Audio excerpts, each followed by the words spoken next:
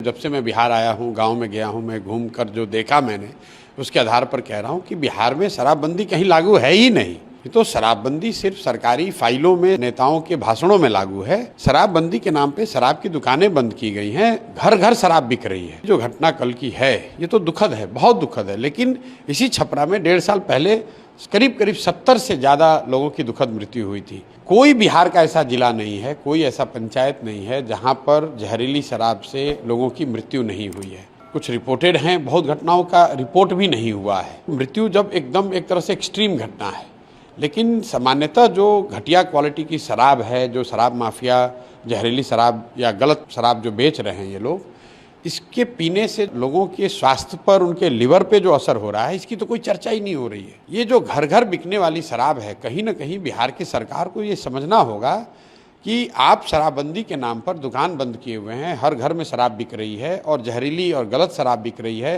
10 रुपये की शराब 100 रुपये में बिक रहा है। और ये सारा कुछ का फ़ायदा किसको हो रहा है? फ़ायदा यहाँ के भ्रष्ट अधिकारियों को हो रहा है, यहाँ के भ्रष्ट नेताओं को हो रहा है।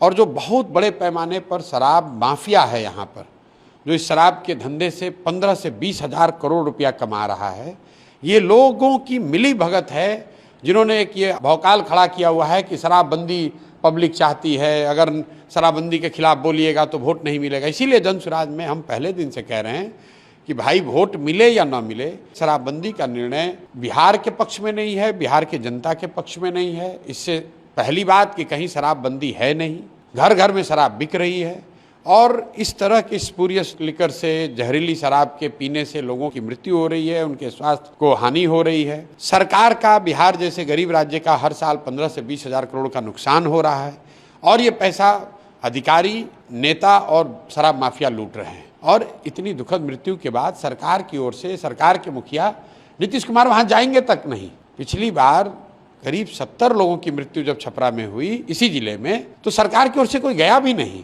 कोई अधिकारी जाएगा, खाना पूर्ति करेंगे, फिर वही बात हो जाएगी। पूर्वी चंपारण में घटना हुई है, कोई बिहार का जिला नहीं है जहां ये घटना नहीं हुई है। सरकार में जो लोग हैं, जो भ्रष्टाचार से इसके जरिए पैसा कमा रहे हैं, उन पर लगाम लगाने का एक ही तरीका है, इस फर्जी शराबबंदी के कानून को हटाया जाए। शराब अगर बिकना है तो उसको रेगुलेटेड तरीके से बेचा जाए, ताकि कम से कम लोग गलत शराब ना पिए, किसी की मृत्यु ना हो और शराब माफिया को रोका जा सके।